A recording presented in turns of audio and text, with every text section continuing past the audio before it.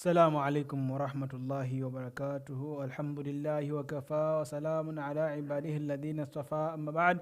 Fa'udhu billahi minash shaitanir rajim. Bismillahir rahmanir rahim. Alhamdulillah, we thank Allah subhanahu wa ta'ala, and then thereafter we send the Durood Sharif upon the Habib sallallahu alayhi wa sallam. Allahumma salli ala Sayyidina Muhammadin wa ala ali Sayyidina Muhammadin wa barik wa sallim wa salatan wa salaman alayka habib ya Rasulullah sallallahu alayhi wa sallam. We thank and we praise Allah subhanahu wa ta'ala for giving us this opportunity. Alhamdulillah, we are on our Iftaar Transmission, day 18, right? Alhamdulillah. So we thank Allah subhanahu wa ta'ala for His blessings, for blessing us in this Ramadan day 12. And we ask Allah subhanahu wa ta'ala to bless each and everyone, and we ask Allah subhanahu wa ta'ala to accept our fasting, inshallah. As normal, I ask you, please do share with your friends and families, inshallah, this program. I'm sure, inshallah, it's going to be beneficial, and at the same time, I'm sure you're going to gain also the merits and the rewards from Allah subhanahu wa ta'ala for you sharing to your friends, inshallah. And I ask Allah subhanahu wa ta'ala to bless each and everyone who has been supporting and watching us. And I ask Allah subhanahu wa ta'ala to forgive us for our mistakes and guide us to the straight path, inshallah. Today's program, inshallah, I will speak about regarding, today's topic is going to be regarding the questions which are being asked in this Ramadan. The questions today we are going to be discussing, and inshallah from today until maybe in the next 3-4 days, I'm going to only be sharing on what are the answers which people they normally ask in this Ramadan. And normally, people they ask this kind of questions: can I have an injection whilst I'm fasting? Can I have an injection while I'm fasting, or will it nullify my fasting? Is having an injection, right now we understand there is COVID and people have to take vaccine. Sometimes the elders, the seniors, they have to take the vaccine. Okay, maybe you are someone who it's a must, mandatory for you to take a vaccine, and you are fasting. Do you allow to take the vaccine? Or you have to wait until the end of Ramadan? Or is it if once you take the vaccine out of maybe it's mandatory at your work, is it going to break your fasting? Is it going to nullify your fasting? Or what's going to be the ruling regarding that? So firstly, it is allowed to have an injection. No matter it's this vaccine or in any injection, you're allowed, when you're in the state of fasting. You're allowed to take a vaccine when you are in the state of fasting. Injections that are done to administer the medicine or vaccinations into the body, whether it is through the veins or through the muscles, you're still allowed to do that, and it won't break your fasting, inshallah. As it was stated in Fatawa Mufti Azam, he said the fast does not break by an injection. Your fasting will not be broken by taking the injection. Even if you are going to take the vaccination, it won't be broken because the medicine does not reach your stomach. The medicine goes through the veins. It doesn't go through to the stomach. Because of that, then your fasting won't be broken. At the same time, it is stated also in Fatawa Faqih Millat.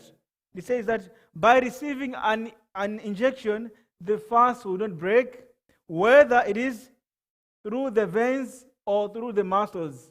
Your fast will not be broken, inshallah.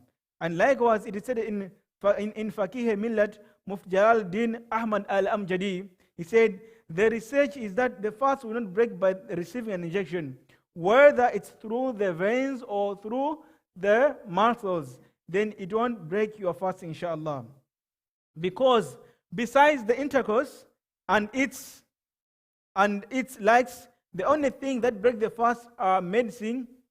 The only thing that will break the fast is the medicine which you put in your mouth, which it will go straight to the stomach.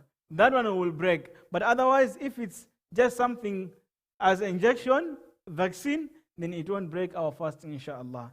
That is one of the questions which people, they are normally asking regarding.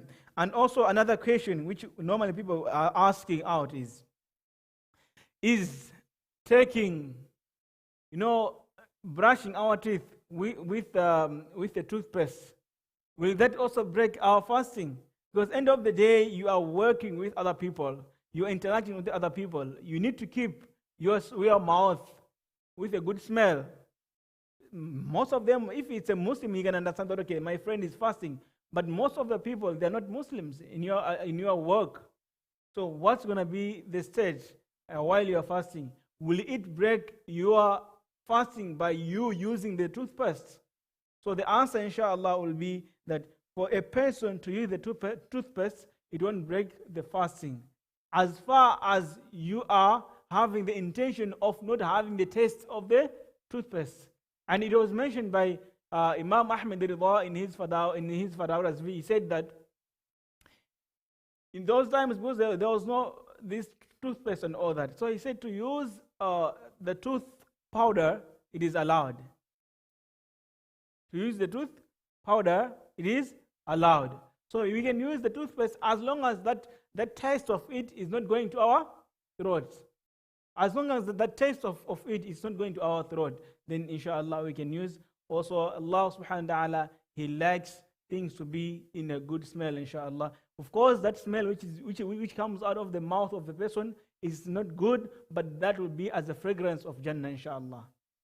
So there is no worry in that. But then if you are in the environment where you are working, you have to keep your mouth in a good smell, then to use the toothpaste, as long as that taste won't go into your throat, then that won't be any harm, inshallah. Another question which normally people ask, what are the boundaries of interaction between a husband and a wife while they are fasting? Because normally you are a human being, you are married. So what will be the boundaries? What is the limit for a person who is married? What is the boundary? How can he interact with the wife? How can she interact with the husband? Can we kiss? What kind of kiss can we have? Can we hug? Can we hug each other? What kind of hug can we have? Can our private parts touch each other? What kind? How? So these are also some of the questions, inshallah, which we are going to discuss, inshallah. So for example, for the married couple, what is the boundary? So it was stated that the boundary for them is, you're going to have a kiss, you're going to have a hug. As far as you know that this kiss I'm having, it won't cause any ejaculation.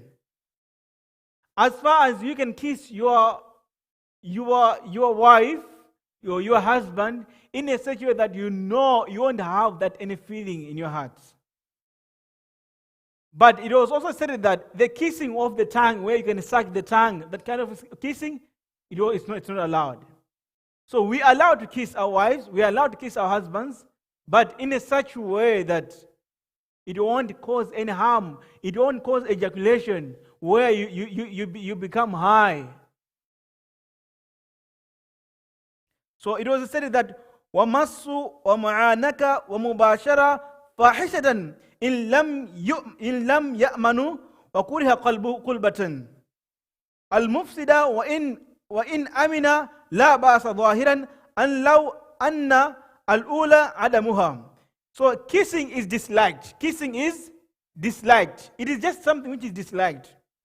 And touching, hugging, and the coming together of each other's private parts, if one does not feel safe from the annulment of the fast. So if you're not feeling safe, if you're going to be hugging each other and then you feel safe that, you know what, I might get high, or I might get attracted, or somehow my mind might change, then it's going to be disliked. If you're going to kiss your wife, if you're going to kiss your husband, and in a such way that it might turn around, it might not become as normal, then that will be as disliked. It might nullify your fast, and then you will have to avoid that, inshallah. This fatwa is found in Raddul Mukhtar, Abdul Mukhtar. So it is disliked to kiss. It is disliked to kiss. But if you want to kiss, you can kiss as long as you don't have any shahwa, any desires. You won't have that kind of feeling, or it won't cause you to ejaculate. It won't cause any ejaculation. Then that will be, inshallah, allowed, inshallah. It was also narrated in Raddul Mukhtar. It is stated that أن القبلة الفاحشة بأن يمضع شفتيها تكره على إطلاق أي سواء أمن أو لا قال في النهر وكذا المباشرة الفاحشة في الظاهرة الرواية. That the passionate kiss in which the husband kisses, right? That passionate kiss in which your husband is kissing, the chewing of the tongue. You chew your wife's tongue. That kind of kiss is the one which is disliked. Or maybe the chewing of the lips. So you chew your wife's lips. You're chewing her lips, or you're chewing his lips. That kind of a kiss, that passionate kiss, whether it is safe or not safe, but still it is disliked. So in this Ramadan, the limit of kissing, you can kiss on forehead, you can kiss just a little bit of the lips, but as far as you know that you are safe, it won't cause any feeling in your heart. But if you know that if I kiss like this, then it might it might get me high, or it might change me, my thinking, my desires might come, then that we'll have to avoid that, inshallah, and that might cause some other problems, inshallah. In An-Nahr, the author said, and is similar, the coming together of the private parts according to the apparent opinion in the madhab. So, for example, if the coming together of two private parts, if they're going to touch each other, coming together of the private parts, that will also be disliked. As far as you know it might cause some other problems, then we'll have to avoid, we'll have to leave it out. So, it was also stated that in Bahare Sharia that to kiss, hug, or touch the body of one's wife in the state of fasting is makruh. To kiss, to touch. This is from Bahare Sharia. To kiss, to touch, or to hug a wife's body, it is makruh. While you are fasting. This is only when you are fasting. At night, when you have done your iftar, then you are allowed to do all that, inshallah. Allah subhanahu wa ta'ala has mentioned in the Quran, Hunna libasu lakum antum libasu lahunna. That them, they are your clothes, your blanket. Wa antum libasu lahunna, and you are the blanket on them. Meaning you can have the mubashara with them at night. But when we are fasting, it is makruh, it is disliked for us to hug, to touch the body, or to kiss a woman while we are fasting. This from Bahare Shariat.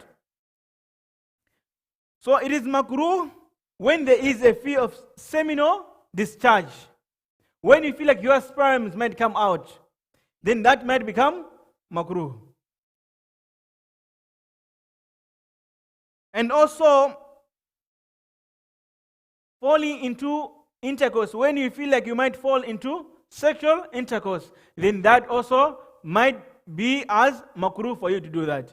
So if you feel like, okay, I might kiss her or I might hug her, but then the feeling of it might end up of you falling into intercourse, then it becomes makruh. This has been stated in Bahare Sharia that it is makruh to do so. So we can do the hugging, the kissing, but as far as you feel you are safe and it won't cause you any problem. But also the kissing, it mustn't be the chewing of the lips. You can just kiss a normal kiss, the public kiss, the one we know, the simple one, the basic one, but not the one which you chew someone's lips, the one which you chew someone's tongue and all that. Then that all, we cannot do that. We can do that later after we break our fasting, inshallah.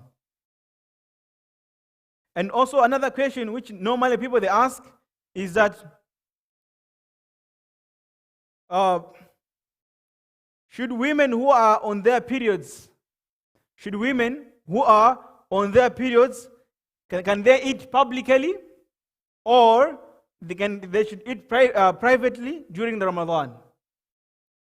The women who are in periods, should they eat publicly or they should eat privately during the Ramadan?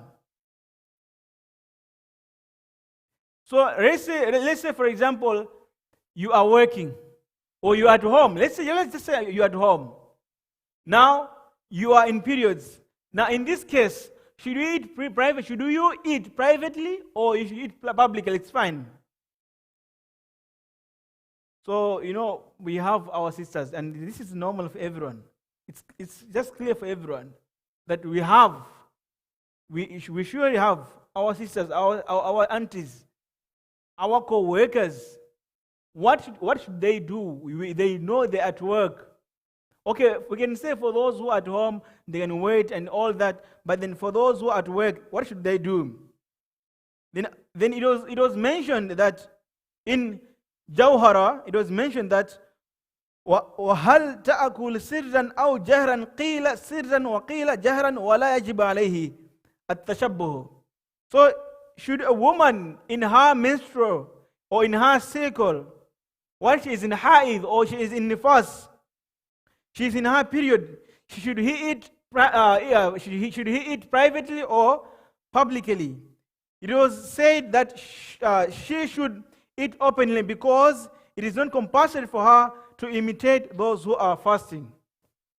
So she can eat publicly because it is not compulsory for her to imitate those who are fasting. This was mentioned in Al-Jawhari An-Nayira. The woman who is fasting, the woman who is in period, or she is in her nifas, she is allowed to eat publicly because it is not compulsory for her to imitate those who are fasting.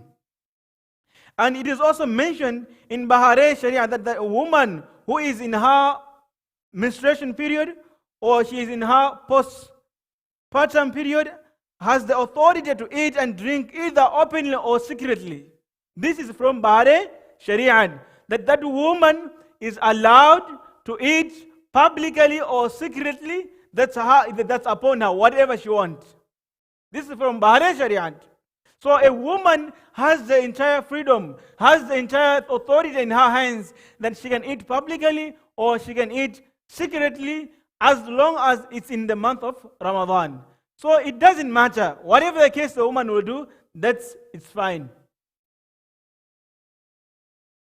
Another question which normally people they ask is that, does backbiting or swearing invalidate the fasting during Ramadan?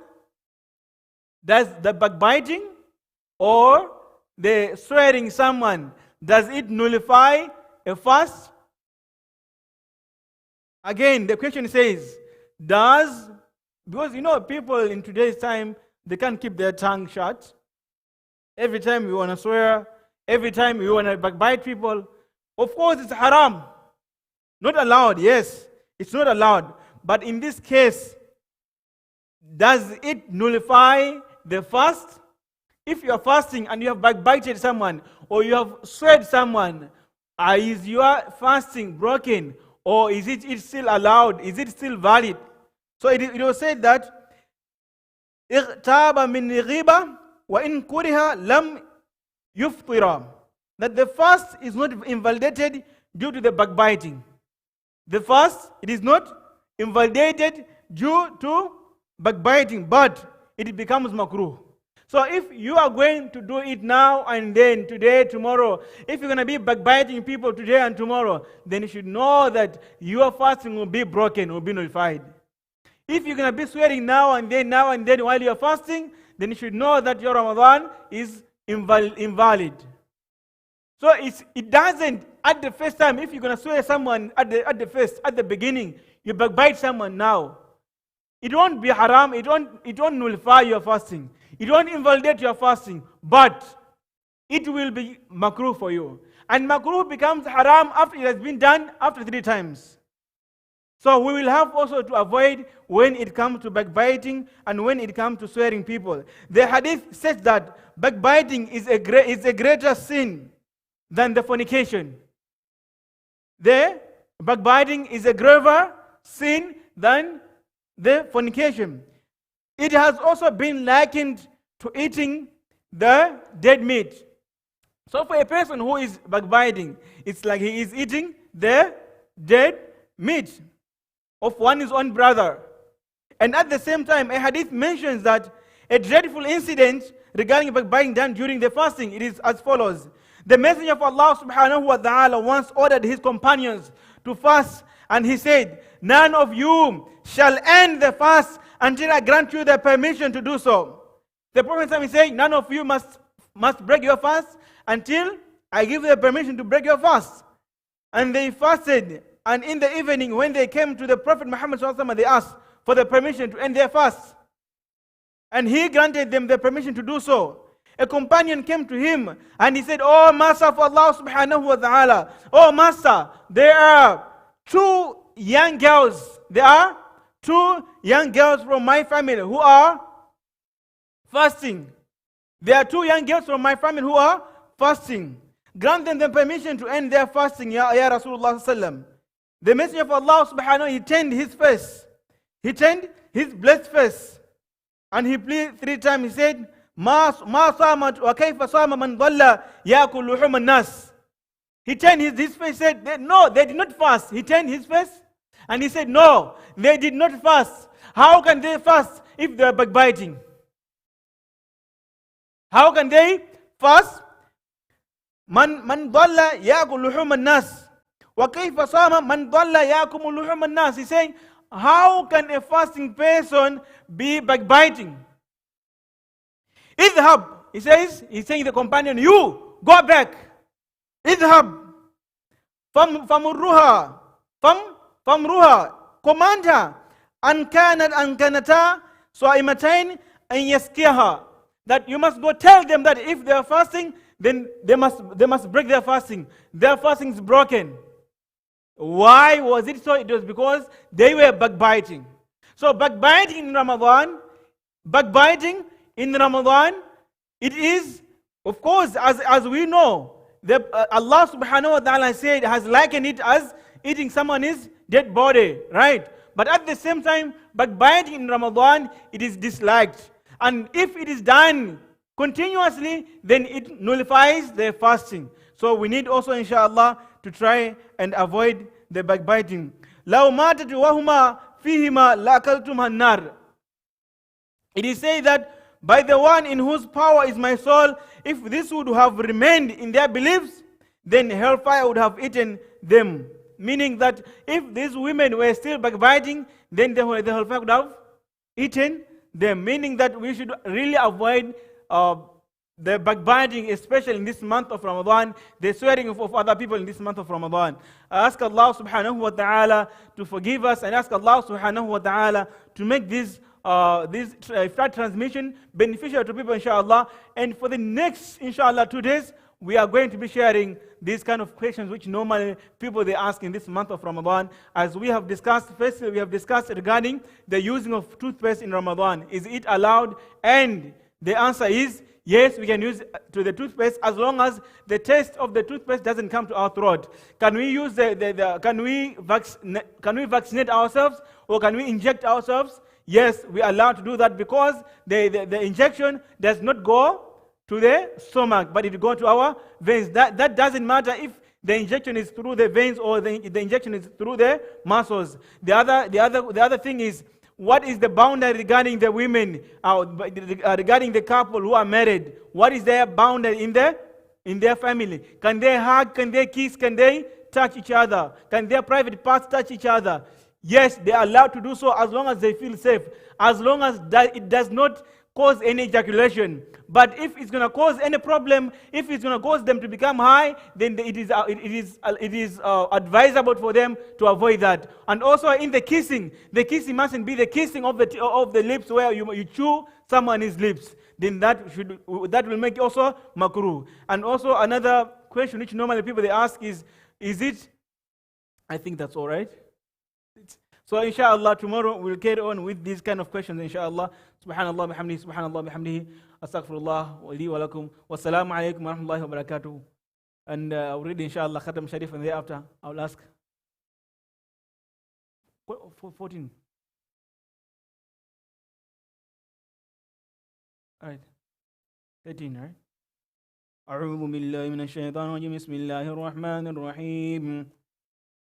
قل هو الله أحد الله الصمد لم يلد ولم يولد ولم يكن له كفوا أحد. بسم الله الرحمن الرحيم. قل هو الله أحد الله الصمد لم يلد ولم يولد ولم يكن له كفوا أحد. بسم الله الرحمن الرحيم. قل هو الله أحد الله الصمد لم يلد ولم يولد ولم يكن له كفوا أحد. بسم الله الرحمن الرحيم. قل أعوذ برب الفلق من شر ما خلق ومن شر غاسق إذا وقب ومن شر النفاثات في العقد ومن شر حاسد إذا حسد. بسم الله الرحمن الرحيم. قل أعوذ برب الناس ملك الناس إله الناس من شر الوسواس الخناس الذي يوسوس في صدور الناس من الجنة والناس. بسم الله الرحمن الرحيم. الحمد لله رب العالمين الرحمن الرحيم مالك يوم الدين إياك نعبد وإياك نستعين اهدنا الصراط المستقيم صراط الذين أنعمت عليهم غير المغضوب عليهم ولا الضالين. بسم الله الرحمن الرحيم. ألف لام ميم ذلك الكتاب لا ريب فيه هدى للمتقين الذين يقيمون الصلاة ومما رزقناهم ينفقون والذين يؤمنون بما أنزل وما أنزل من قبلك وبالآخرة هم يوقنون. إن الله ملائكته يصلون على النبي يا أيها الذين آمنوا صلوا عليه وسلموا تسليما. اللهم صل على سيدنا محمد وعلى سيدنا محمد وبارك وسلم صلاة وسلاما عليك يا حبيبي رسول الله صلى الله عليه وسلم. سبحان ربك رب العزة عما يصفون وسلام على المرسلين والحمد لله رب العالمين. والحمد لله رب العالمين الرحمن الرحيم. ثم صلى الله على النبي محمد صلى الله عليه وسلم. Oh Allah subhanahu wa ta'ala, please accept our du'as, Ya Allah. Ya Allah subhanahu wa ta'ala, people are sick, Ya Allah. Irfan Desai, Ya Allah. Irfan Desai and Yasmin Ahmad from Qatar and from South Africa. Ya Brother Yasir. Oh, Brother Yasir also is sick, Ya Allah. Ya Allah subhanahu wa ta'ala, please grant him shifa kamil, Ya Allah. إن الله ملائكته يصلون على النبي يا أيها الذين آمنوا صلوا عليه وسلم تسليما. اللهم صل على سيدنا محمد وعلى سيدنا محمد وبارك وسلم صلاة وسلاما على يحيى رسول الله. سبحان ربك رب العزة عما يصفون وسلام على المرسلين والحمد لله رب العالمين. اللهم لك صمت وبك آمنت وعليك توكلت وعلى رزقك أفطرت فتقبل مني. Inshallah we can break our fast and thereafter we have to proceed to the namaz inshallah. Assalamu alaikum.